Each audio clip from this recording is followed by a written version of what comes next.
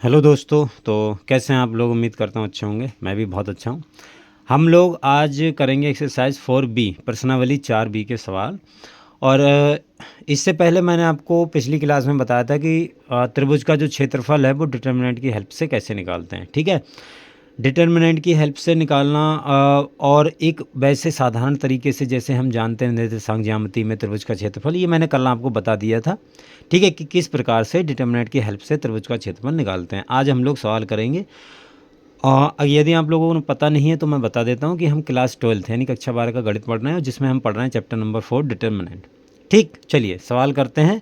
पहला सवाल दिया है कि त्रिभुज का क्षेत्रफल निकालिए जिसके शीर्ष दिए हैं। ठीक, इसमें से कुल 7 पार्ट्स हैं। 7 पार्ट्स में से देखो मैंने आपको ये वाले पार्ट बता दे रहा हूँ, ये भी बता सकता हूँ, कोई दिक्कत नहीं है उनमें, लेकिन सब एक ही जैसे हैं तो मैं 2-3 बता दे रहा हूँ। आप बाकी आप मतलब जो भी बचे वो आराम से खुद से कर लेना। ठीक है, चलिए इनको करते हैं हम। देखो ये हैं वो सवाल, मैंने आपको यहाँ पर लिख लिए हैं। पहला, दूसरा, तीसरा, जो भी ये पार्ट हैं, जो भी आप देख लेना कौन कौन से पार्ट हैं। देखो पहला वाला निकालते हैं, ये वाला। इसमें दिया है x1, x2 और y1। इनके हम मान रख देते हैं। मान मतलब लिख लेते हैं कौन कौन से होंगे। x1 का मान है देखो 1, x2 का मान है 6 और x3 का मान है 4। y1 का मान है 0, y2 का मान है 0 और y3 का मान है 0 यहाँ पर। ठीक है, अब देखो हमें त्रिभुज का क्षेत्रफल का फार्मूला पता है डिटर्मिनेंट की मदद से। क्या होता है? तो देखो ये त्रिभुज का क्षेत्रफल होता है डिटर्मिनेंट की हेल्प से 1/2 x1 x2 by x3 y1 y2 y3 1 1 1। ये मैंने आपको कल भी बता दिया था। आई होप आपने देख लिया होगा। यदि आपने नहीं देखा तो ज़रूर देख लीजिएगा। ठीक है, तो x1 का मान है 1, x2 का मान है 6, x3 का मान है 4 रख दिया। फिर y1 का मान है 0, y2 का मान है 0, y3 का मान है 3 और ये 1 1। अब इसको किस प्रकार से ओपन करते हैं ये बात आपको पता है। देखो इसको ओपन करना है, बस 1 उठाओ। ये देखो प्लस माइनस प्लस इस चिन्ह के साथ चलता है, तो ये 1 हो गया। और देखो ये वाला रो गया ये कॉलम, तो 1 का 0 से तो 0 और 3 का 1 से तो 3, माइनस का 0। ठीक है, ये वाला कॉलम गया, ये 6 और माइनस का 4। ठीक है, और प्लस का 1 आ गया ये इधर, तो 3 छक 18 और माइनस का 0 0 आएगा। ठीक है, बस इसको हल करना है तो आ जाएगा 1/2 और ये आ गया तुम्हारा माइनस का 3, तो माइनस का 3 एक के साथ गुणा होगा तो माइनस का 3 हो जाएगा। ये पूरा 0 हो जाएगा और ये प्लस का 18। ठीक है, अब इसमें से ये मतलब घटाएंगे तो 18 में से 3 गया 15 और नीचे 2 है तो 15/2 ये नीचे चला गया। तो त्रिभुज का क्षेत्रफल क्या आया है? इसलिए त्रिभुज का क्षेत्रफल बराबर 15/2 वर्ग इकाई। ठीक है, ये पहले का आंसर हो गया तुम्हारा। आई होप समझ में आ गया होगा। देखो ये अगला पार्ट है। इसमें देखो फार्मूला मैं डायरेक्ट लगा रहा हूँ, आप मान अलग अलग लिख लेना। ठीक है, मैं त्रिभुज का क्षेत्रफल का डायरेक्ट फार्मूला लगा रहा हूँ।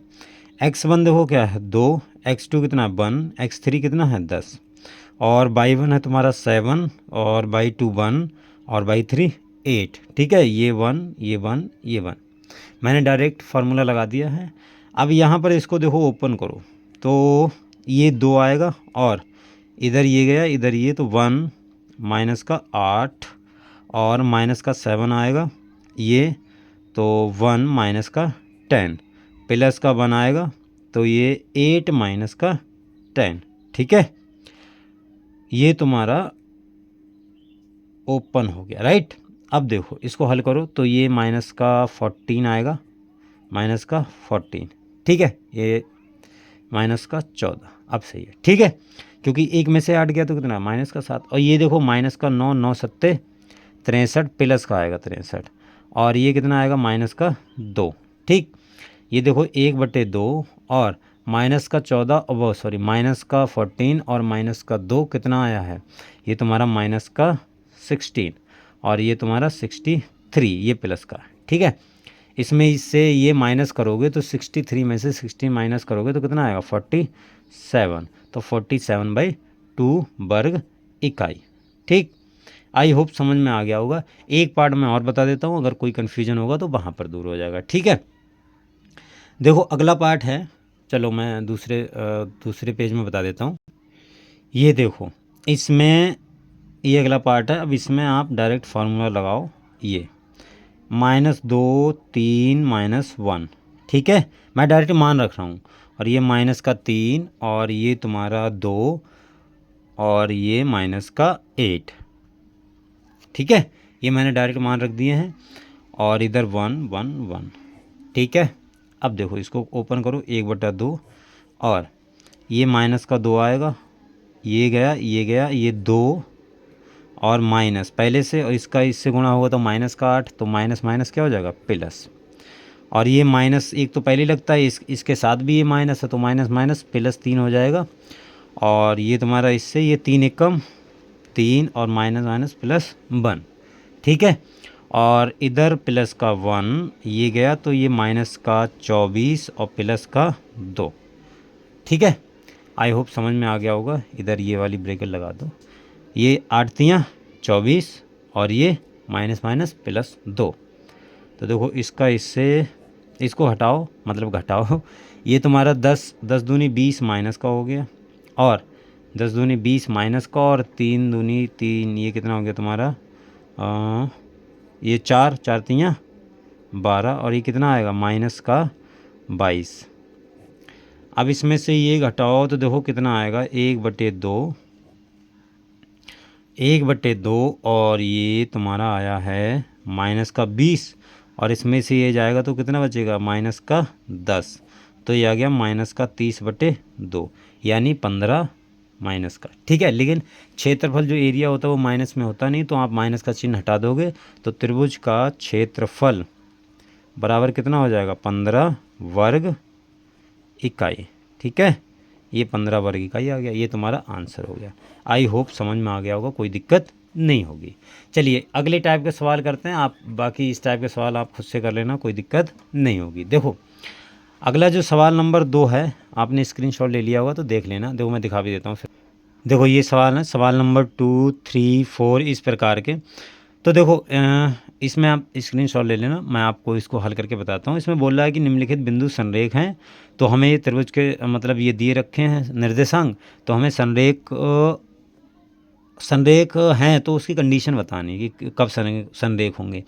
अब संरेख कब होते हैं, संरेख जब होते हैं जब त्रिभुज का क्षेत्रफल 0 हो जाता है, तब बिंदु जो भी होते हैं वो हमारे संरेख होते हैं। तो कह रहे हैं यदि निम्नलिखित बिंदु संरेख हैं, अगर ये संरेख है तो त्रिभुज का क्षेत्रफल क्या आएगा 0, पहले में बोला है। दूसरे में बोला है यदि ये संरेख है तो ये चीज़ सिद्ध करो। तो आप इसको तो देखो हल कर लोगे, त्रिभुज का क्षेत्रफल निकालना, हल करना उसको, और जो भी गुणा भाग करके आएगा वो 0 आएगा। मैं ये बताता हूँ, ये वाला इसमें बोल रहा है कि अगर ये बिंदु संरेख हैं तो सिद्ध करो ए बी डैश बराबर ए डैश बी। ये बहुत इंपॉर्टेंट सवाल है। ठीक है, इसको हम करते हैं। देखो ये हमें बिंदु दिए हैं, ये चीज़ हमें सिद्ध करनी है, ध्यान से समझना इसको। अब ये संरेख हैं, अब ये संरेख हैं तो त्रिभुज का क्षेत्रफल क्या होगा 0। ठीक, तो त्रिभुज का क्षेत्रफल 0 रख दो, x1 x2 x3 y1 y2 y3 1 1 1। ठीक, ये 1/2 बराबर 0। ठीक है, 1/2 का आप चाहें तो इधर गुणा कर सकते हैं, मतलब 2 का इधर गुणा होगा तो 0 हो जाएगा, तो सिंपल आप ये वाली चीज़ लिख सकते हैं। तो देखो यहाँ पर आप मान रख दो, मान क्या आएगा, मैं 2 का इधर गुणा कर दे रहा हूँ तो ये 0 हो जाएगा। ठीक है, 1/2 को उधर से हटा दे रहा हूँ, तो x1 का मान है कितना a, और x2 का मान a डैश, और x3 का मान a minus a dash, y1 का मान b, y2 का मान b डैश। ठीक है, y1 का मान b, y2 का मान b डैश, y3 का मान b माइनस b डैश, और 1 1 1। ठीक है, अब इसको आपको बस ओपन करना, हल करना। तो देखो ध्यान से देखो, इसको मैं a, ये हो गया तुम्हारा, और ये वाला रो गया, ये वाला कॉलम, तो कितना आएगा b डैश माइनस का, इधर इसका गुणा होगा तो ये ब्रैकेट में लिख ले रहा हूँ b माइनस b डैश, क्योंकि माइनस बाहर लगा हुआ है। ठीक है, ये वाली चीज़ आ गई, और इसको एक बड़ी ब्रैकेट में बंद कर दे रहा हूँ माइनस। ठीक है, ये ए चाहें तो आप यहाँ लिख सकते हैं। ठीक है, यहाँ पर, क्योंकि ये बड़ी ब्रैकेट सबके लिए है पूरी, आप ए लिख लो, ये पूरी बड़ी ब्रैकेट मतलब ये वाली दोनों तरफ से बंद कर दी ये वाली चीज़। ठीक है, आई होप समझ में आ गया हो, कोई दिक्कत नहीं। बी देखो, अब ये वाला गया, इसका इससे क्या होगा ए डैश माइनस ब्रैकेट बीच में माइनस आता है, तो ए माइनस ए डैश, इस ए का 1 से हो रहा है, ये गया प्लस 1। अब 1 का ये गया तो ये कितना हो जाएगा ए डैश बी माइनस ए डैश बी डैश, इसका इससे होगा तो माइनस का है, तो माइनस का मैं ब्रैकेट लगा दे रहा हूँ। इसका होगा ए बी डैश और माइनस का ए डैश बी डैश, ठीक है। ये चीज़ आ गई, ये बराबर किसके चलेगी, 0 के। तो ये बराबर मैंने 0 के कर दी, ये बराबर 0 लिखा हुआ है, ठीक है। अब देखो इसको हल करो, इसका अंदर गुणा कर दो। पहली बात तो इसको हल कर लो, देखो ए और बी डैश माइनस, इसका अंदर गुणा कर दो माइनस का, बी प्लस का बी हो जाएगा बी डैश और माइनस का बी, और ये होगा तुम्हारा ए डैश माइनस का ए प्लस का ए डैश हो गया, ठीक है। और ये प्लस प्लस, अभी इसको हल करो इस वाली चीज़ को, ए डैश बी माइनस ए डैश बी डैश और माइनस ए बी डैश, इसका अंदर गुणा कर रहे हैं माइनस का, ये प्लस का ए डैश बी डैश, ठीक है। ये बराबर इधर लिख दे रहा हूँ बराबर 0, ठीक है। इससे ये देखो कैंसिल आउट हो गया ए डैश बी डैश से।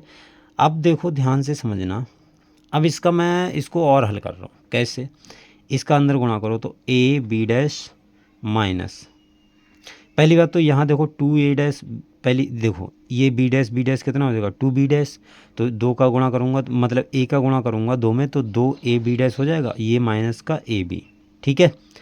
अब देखो ये a और ये 2a डैश हो गया, तो ये हो जाएगा माइनस का 2a डैश b, ठीक है। और इसका करूँगा तो माइनस माइनस का प्लस ab, क्लियर। अब ये देखो प्लस का है बीच में ये, तो a डैश b और माइनस का ए बी डैश बराबर 0, ठीक है। तो देखो ए बी से ए बी चला गया, कैंसिल आउट हो गया, क्लियर। देखो अब बचा क्या है, 2a dash A B dash ये है और एक ए बी डैश ये है, तो घट जाएगा, क्या बचेगा ए बी डैश, और ये इसमें से ये घट जाएगा तो कितना बचेगा, देखो ये बचेगा तुम्हारा माइनस का ए डैश बी बराबर 0। तो आप इसे ए बी डैश माइनस का ए डैश बी बराबर 0 लिख सकते हैं, और चाहें तो इसे उधर पहुंचा दो तो ए बी डैश बराबर ए डैश बी, ठीक है, क्लियर। तो ये हमारा सिद्ध हो गया, यही हमें सिद्ध करना था। आप देख सकते हैं दोबारा से, तो देखो यही हमें सिद्ध करना था, ये हमारा सिद्ध हो गया। आप चाहें तो इसका एक सेकेंड, आप चाहें तो इसका स्क्रीनशॉट ले सकते हैं, क्लियर। तो ये हमारा आंसर हो गया। आई होप आपको समझ में आ गया होगा। देखो आपने स्क्रीनशॉट ले लिया होगा, जितने आप पे सवाल बने आप उतने कर लीजिएगा, बाकी बचे हुए सवाल जो अच्छे अच्छे एक आध सवाल और बचे हैं वो मैं करवा दूंगा, ठीक है। इसके बाद में आप ध्यान से कीजिएगा, आप जल्दी सॉल्व कर लेंगे तो हमारी एक्सरसाइज जल्दी ख़त्म हो जाएगी, अगले फिर हम नई एक्सरसाइज करेंगे, ठीक है। चलिए फिर आज के लिए इतना ही रखते हैं, मिलते हैं अगली वीडियो में, तब तक के लिए बाय।